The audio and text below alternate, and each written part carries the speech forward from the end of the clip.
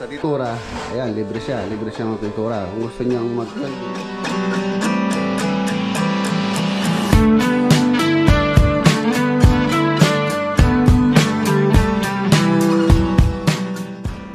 yan natin kung merong materials na dadalhin dito. Ay, gagalagay namin dyan. Ay, yung ilaw. Halika mo po yan na dumikit sa niya.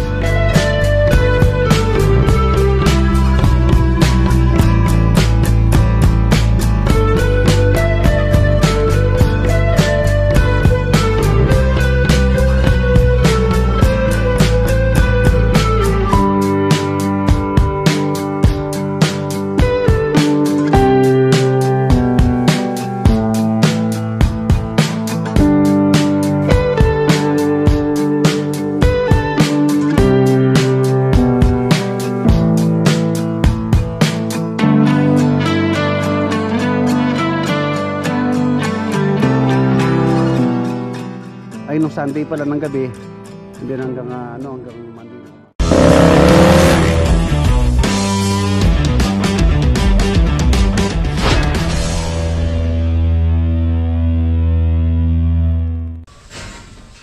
Good morning. Kung saan good morning ka muna.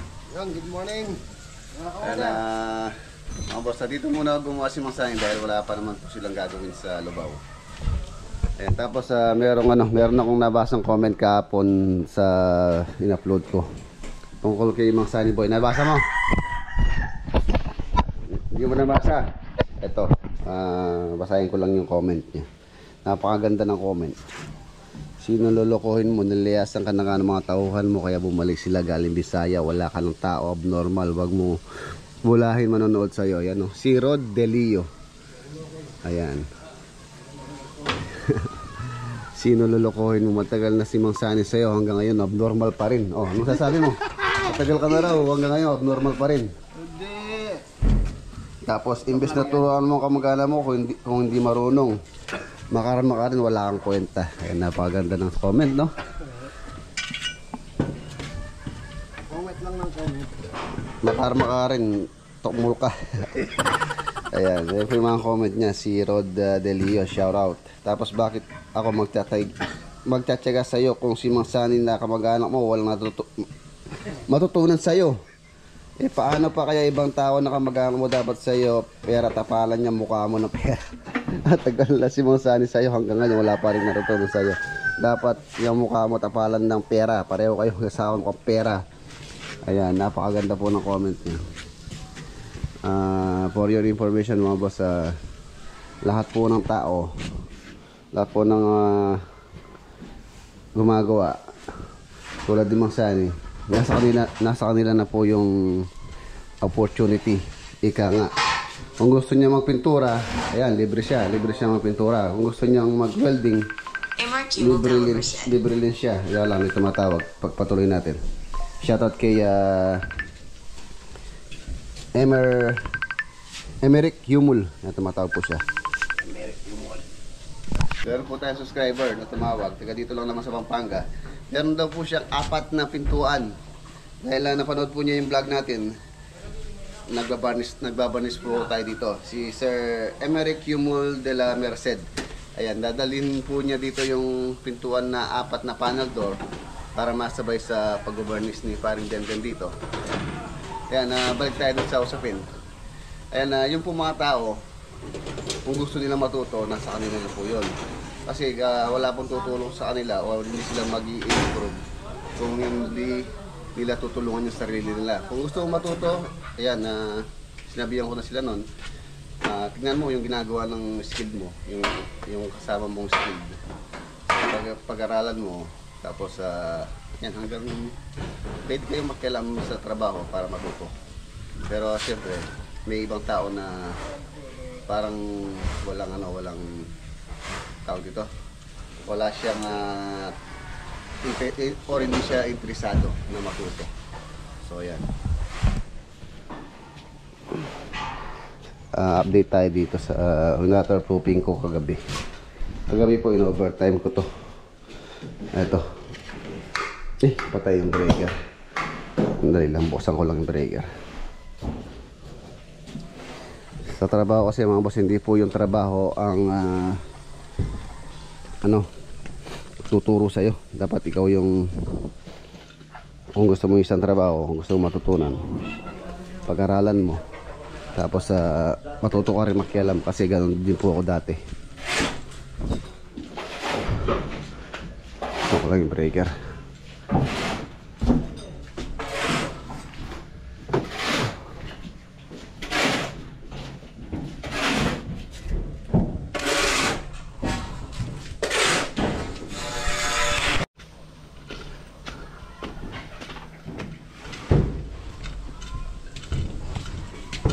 Ayan, si Mang Sani. Walang natututunan. Walang talent. Wala ka daw talent, Mang Sani. Ayan. Turuan mo siya, no? Oo, tuturuan natin siya. Ayan. Tapos, meron din pong nabasa sa conversation na walang epoxy yung text screw. Kahit naman po hindi nalagyan ng epoxy yan, dahil na matatakpan na rin ng waterproofing yan. Ayan. So, yun naman na siya, pero hindi pa siya tutubihin. Patutuyin pa. Hanggang bukas ko siya yan i-liligtas. Lalagyan natin, tutubigan ko yan. Sandali lang Mang Sani. Ito. Diba? Ito isa. 2 course po ito. Una yung pinahid ko is pagganyan yung pahid or yung application, and then the next coat, yung second, pagganyan naman, para po talagang mapahid lahat or wala ma-miss. So yan, patutuyin naman natin yan hanggang bukas siguro. Hindi natin siya alagyan ng tubig para sa ligtas bago natin mag-tiles application or installation. Maratag po ito. Parang nga siyang slab. Wala siyang uga.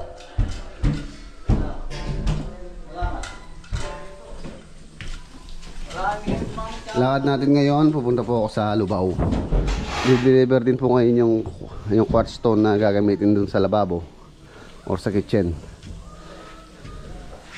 Yan, shoutout muna yung fans mo, Mang Sani. Si ano pang kapangalan nito? Ano pangalan niya? Yan, si Rod Delio. Ayan, marami po siyang comment. Marami po siyang comment na magaganda. Yan, shoutout din kay Tatay Fernando Arce. Ayan, Arce ko po yan, mga Arce. Ayan, pagka wala po akong ginagawa o libre po ako, nagbabasa po ako ng mga komento nyo. Shoutout din kay Roscar Castro. Ayan, Castro din po ako sa lola ko. Yung lola ko Castro.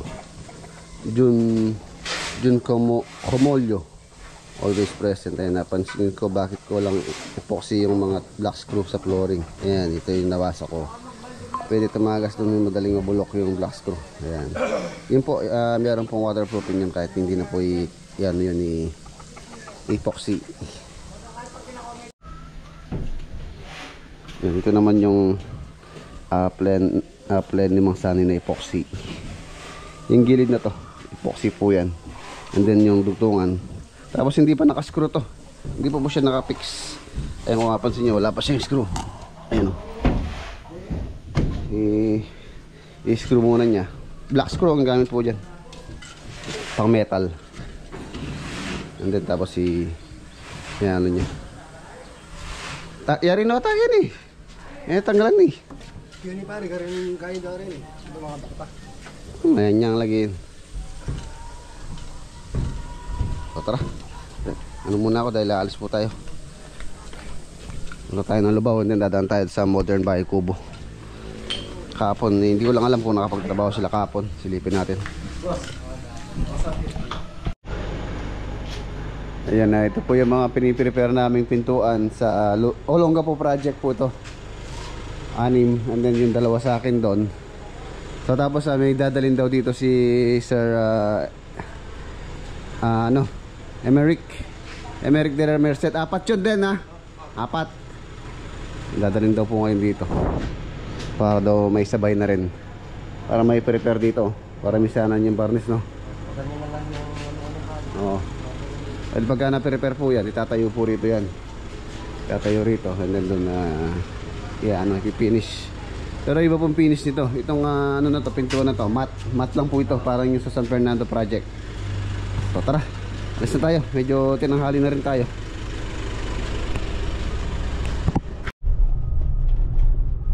Ayan na, nandito na po tayo dito sa Lubao. Dito po ako nauna. Darating po, already deliver po ngayon yung ano, yung quartz stone na ilalagay po namin dito sa kitchen area. So pauwi na lang tayo dumaan sa ano, sa San Fernando. And tapos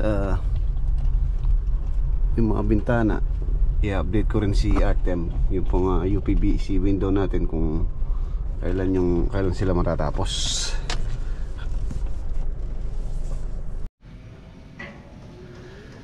Ayan mga boss, halos tapos na po sila dito. Pinapabaklas ko na ito dito pagka natapos na sila. Sabi ko baklasin na. Ayan, okay na po yan. And then ito, tapos na rin to. Pinapaano ko lang, pinapagrout ko yung mga singit-singit ng mga bato. And then lilinisin. Bago linisin, tapusin muna yung yung grout. Ayan, sa taas okay na.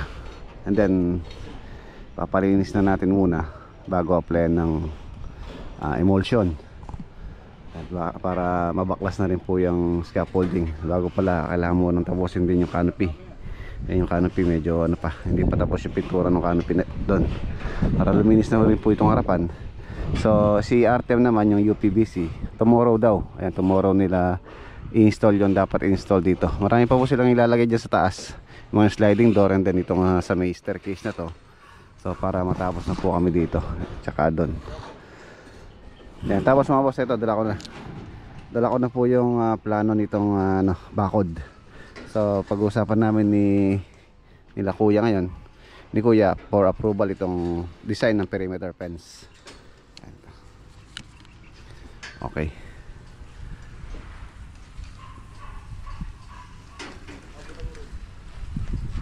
Yun, yung actual, and then ay yung perspective.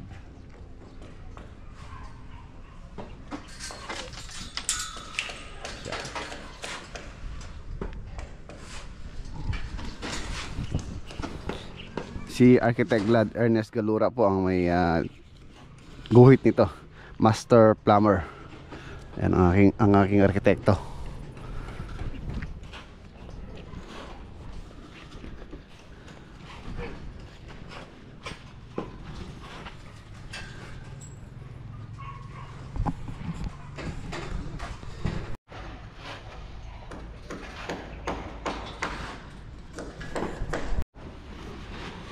Ayan, ito po yung sobra sa sa natural stone.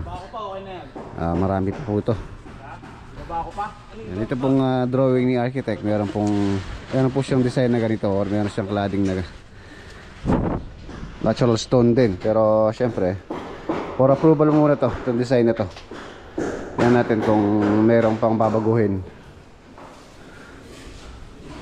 And then ito na yung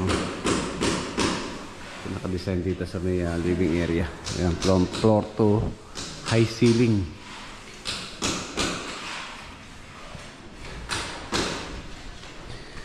Tapos itikitan po namin ng UV board, which is ito na po yung UV board. Ayan. Unti-unti nang napipinish. Tapos ito po yung i-deliver po ngayon yung materials na gagamitin dito. Tapos para may schedule na rin po yung installation. Para luminis na rin dito si area na to.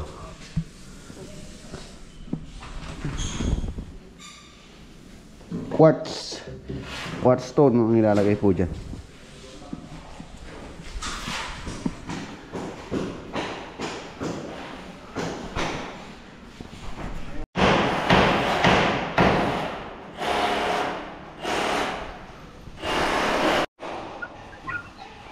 Ayan Ayan na, ito po yung sitwasyon ngayon sa, ano, sa Alcala.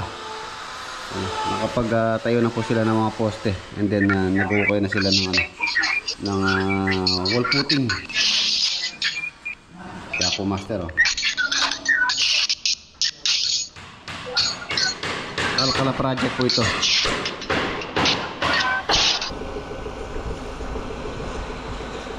Okay, ingat. Ayun mga boss, yun. Binigay ko na po yung, ano, yung plano or yung design ng perimeter fence kay kuya. So pag-usapan muna po nilang mag-asawa yung design. Yung design po niya isa napakaganda nung fence. So ayan, pagka okay na yon, okay na yung design, and then i-quote natin kung magkano po abutin. Bale yung pong fence dito, harap likod yung may access. Merong access din ng sasakyan sa likod, meron din po rito. So ayan. Tapos 3.5 meters yung kanyang setback dito sa gilid, ganun din dun sa kabila.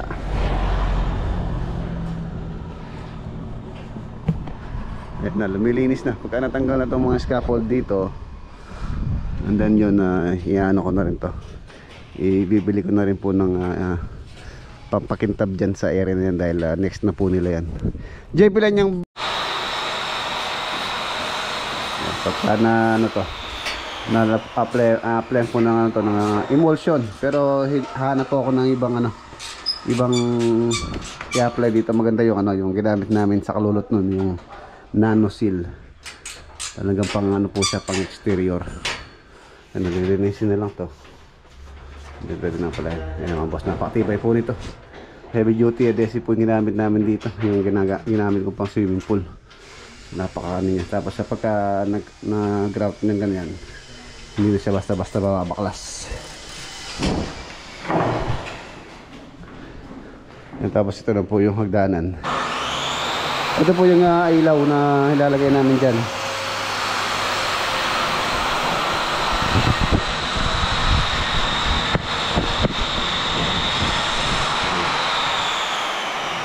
Ay, ilaw. Bawat isa niyan may ilaw. And then dito sa landing, malaki po yung nilagay ko rito. Ayun yung nilagay ko rito, malaki.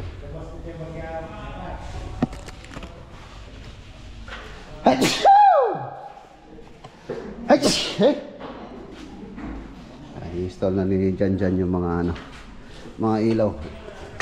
Bawat isang step meron.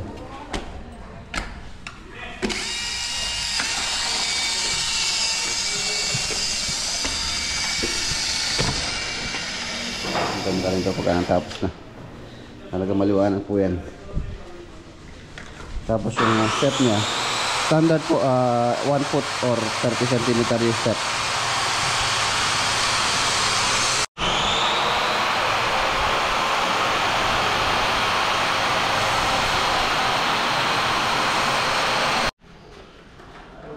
Ayan na, pagka nalagay pa yung chandelier dito, tapos papalinis ko na po ito.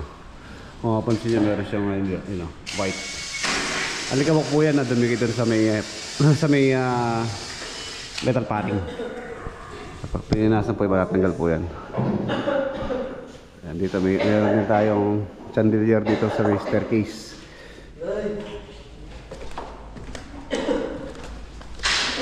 Okay na, mahihintay ko na lang yung yung po magde-deliver ng quartz.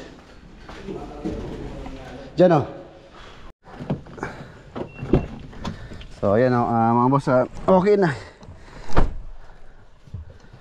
Yung magde-deliver ng quartz, nasiraan daw po yung kanilang truck.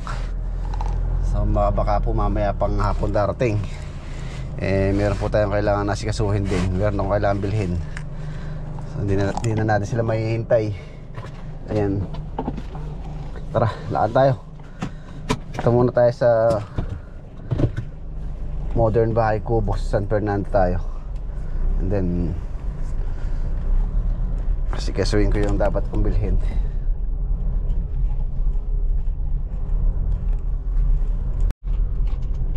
Ayan na mga boss, nandito na po tayo.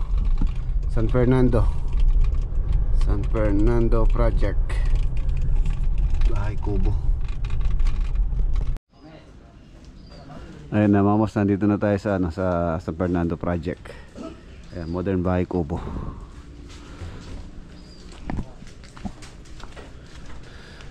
Ayan na. Nahihirapan silang mag text dahil napaka ano po niya, slope. So kailangan nilang gumamit ng tungtungan dahil hindi po basta-basta makakatungtong dyan dahil po napaka slope niyan. Halos nasa 3 meters yung slope niya. Ay, merenda. Check, merenda muna. Ayan. And then yung medyo ano po to, itong project na to medyo mabusisi. Tapos yung pong total floor area rito halos nasa 80 square meter total floor area nito. Ayan, 80. Then nagka-doble-doble din yung trabaho nito gawa ng una pawid, which is napakatagal pong ilagay yan. And then ngayon nilagyan din natin ng bubong. Ayan, medyo matrabaho din. So yung roofing nito nagano po, doble trabaho. And then syempre doble trabaho, doble din po yung naging expenses ni owner dito. Ayun na siya. Tapos mga boss, ayun na po yung sandalan. Ito. Ayan, meron pa pong ilalagay dito sila Kuya Migs.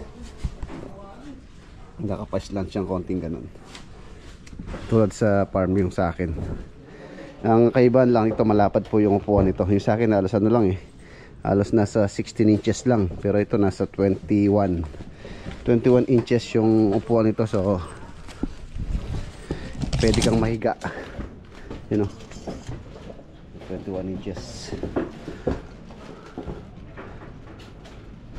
Ayan, tapos ang in additional pa ni owner dito mga boss, kaya po medyo nagtatagal sa mga additional, tulad ditong CR dito sa labas. Ayan, meron pa pong additional na CR dito. Ayan, tapos yung clearing, nagtagal din po kami sa paglilinis. Dati po napakasukal dyan, and then napakadaming debris na tinanggal namin. Nilabas namin yung iba pinahakot ko. Pero okay na. Ayan na yung yung additional pan na pinalagyan po ng sahig sa ibabaw, which is gumamit tayo ng 2x4, and then 12 inches yung spacing para mas matatag. Lalagyan po ng lop or para mesa rin sa taas.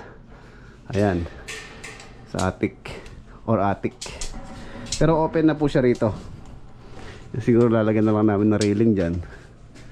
So pwede pong gawin bodega, or pwede rin tulugan.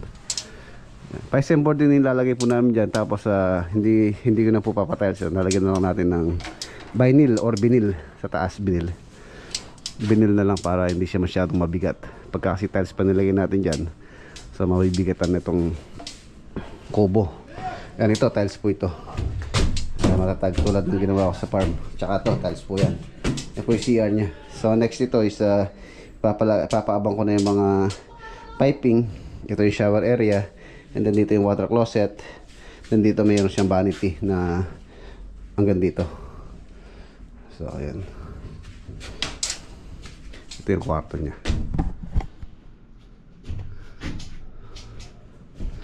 Ayan, nagsample na po kami maglagay ng amakan. Ayan yung itsura nya, diba? Ganda. Na pagka nakompleto po ito. Tapos nalagay yung sandalan. Ang laki po niya, 80 square meter. Ito yung kanyang ports. Tapos meron upuan dito. So kung meron kang guest dito, kahit dito lang kayo. Ayan. Ito na po yung mga sandalan.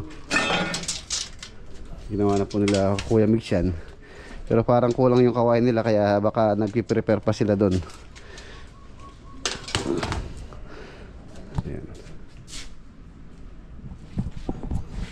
Baka kulangin pa to. 17 pieces yung in order ko. Baka kulangin pa.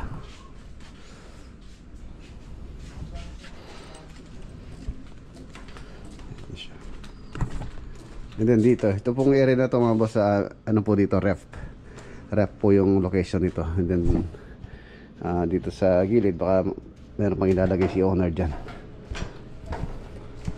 Ref, CR. maghuhukay pa ng Poso Negro. Dito naman po yung septic tank. Ayan na siya, naka long span.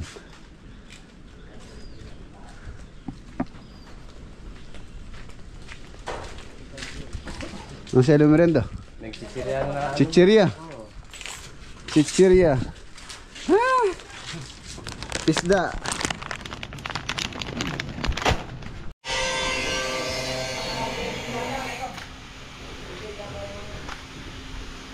Ayan na. Okay, let's go. Iunan natin sila.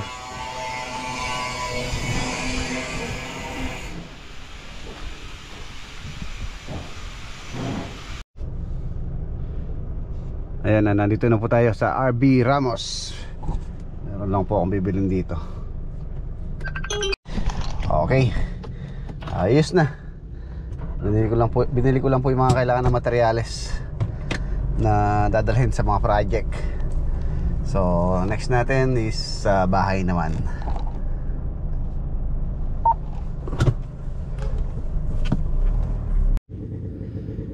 Ayan mga boss, alas 5 Gs. So umuwi na po sila yung mga tropa. Si Dandan yata nandito pa. Nandito pa, ipa yung motor niya. Ito po yung mga mga pintuan na pinasasabay. Ayan, nakala ko basal or yung wala pang pintura or wala pang varnish. Meron na pong varnish to. Kaya lang hindi po maganda yung pagka-varnish niya. Ayan, parang inano lang nila, talagang in-applyan lang nila ng varnish na hindi nilihan na din. Ayan, ano po ito? Matrabaho itong ganito. Pagka ganitong varnishan, kailangan iano pa po ito. Bakbakin po yung nilagay nila dito. Kasi liliyain po ulit to. Ayan, tingnan nyo, hindaan ng grinder. Alas visible pa. Pagka ganitong may pintura na tapos i-repair, napakahirap, napakatrabaho po niya. Kailangan bakbakin. Ayan, halos pala lahat meron. Ayan, meron din to. No? Apat pa naman yan, no?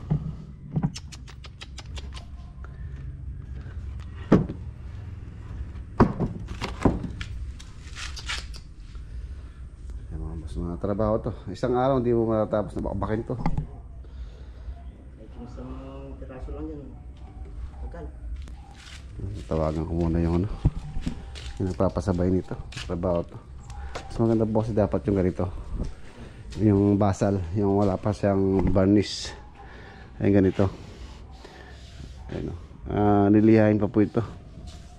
Sanding sealer muna to, na sanding sealer, na nilihain, tapos sanding ulit hanggang mag-smooth. Hindi ka tulad nun yun, mabakbakin pa po yun, and then nilihain pa.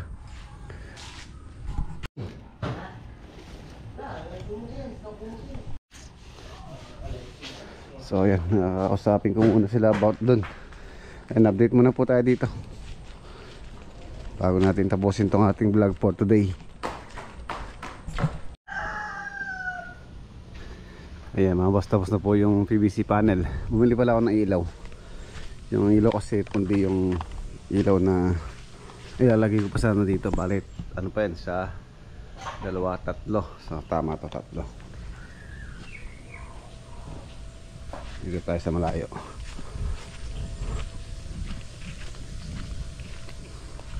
Ayan.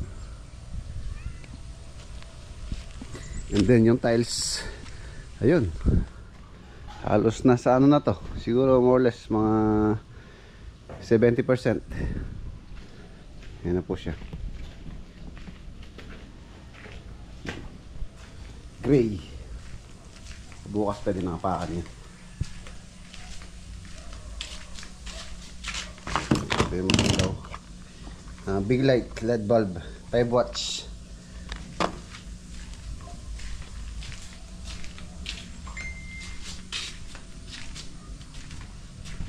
Ay, tapos nakapaglagay na rin para sila ng ceiling PVC panel. Ayan siya. Tapos dun sa area na yun, yun po yung po yun, tatambulan dun.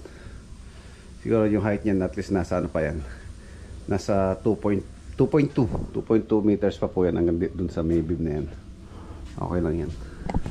Kailangan pong tambulan yung mga ano yung sanitary or piping. And then dito sa taas, yun, ang ganda na. Ayan, na-screw na ni Mang Sani yung pong ano, pressure board. Okay na. So lalagyan na lang po muna ng ano to, ng epoxy sa gilid and then sa dugtungan. Tapos dito sa ano, sa gilid dito sa may harapan. Bago yung waterproofing, bago naman yung tiles. Ayan. Tapos dito sa saan tayo dadaan? Dito sa kabila. Dito sa kabila, walang daan dito. Dito sa kabila. Dito naman po sa likod, nakapag-plastering na daw yata sila. Silipin natin.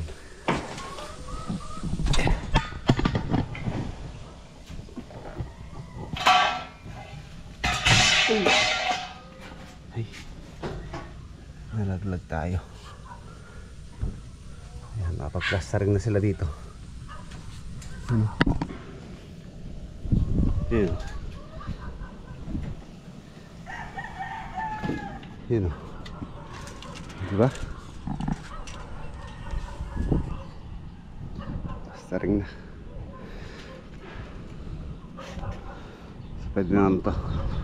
Pagka natapos, apply ng waterproofing para po hindi na tumagos sa loob yung ano, tubig, tumagas. Waterproofing dan pintura. Ayos. Ayos.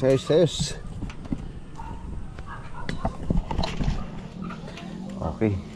Saan sila dumadaan? Dito yata sila dumadaan. Okay, matibay pala itong ginawa nilang tungtungan. Safety. Tapos mayroong siya railing. Safety railing. Okay, ayos nga. Dito sila dumadaan. Ayan. Dito yung daan nila. Lumaki pala yung tubig dito sa likod mga boss. Ayan, no? Lumaki siya dahil po meron pong napigtas na dike sa may Santa Ana, Pampanga. So yung po kasing bukid dito tsaka yung bukid sa may Santa Ana connected or konektado. So lumaki yung tubig. Silipin natin, akit tayo dun sa ano, sa roof deck. Lumaki bigla. May nasira daw, buti itong akin dito is mataas na, hindi na abutan, hindi na hinabot.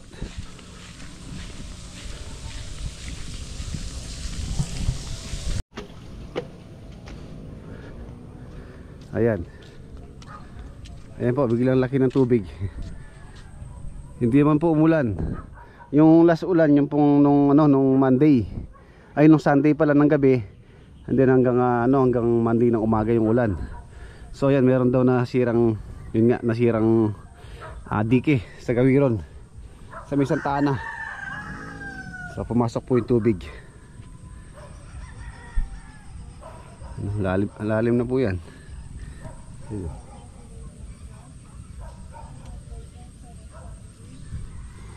Marami ng isda niyan.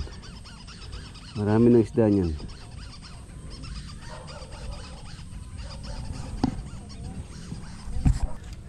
So ayan na mga boss, dito ko na po tatapusin yung ating vlog for today. Kita-kita tayo bukas sa next upload. Paalam po. God bless. Ingat.